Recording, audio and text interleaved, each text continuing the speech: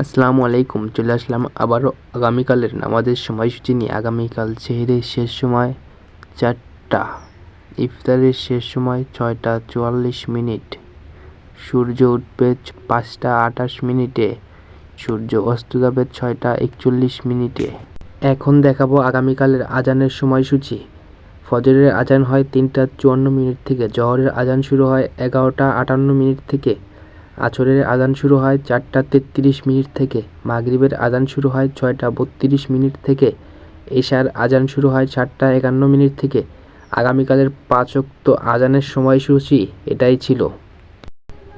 এখন দেখাবো আগামীকালের 5 ওয়াক্ত নামাজের সময়সূচি। ফজরের নামাজ শুরু হয় 4টা 5 থেকে 5টা 27 মিনিট পর্যন্ত, জহরের নামাজ শুরু হয় 12টা 6 থেকে 4টা 42 মিনিট পর্যন্ত, আসরের নামাজ শুরু হয় 4টা 43 মিনিট থেকে 6টা 51 মিনিট পর্যন্ত, মাগরিবের নামাজ শুরু হয় 6টা 44 থেকে 8টা 3 মিনিট পর্যন্ত, এশার নামাজ শুরু হয় 8টা 4 থেকে 4টা পর্যন্ত।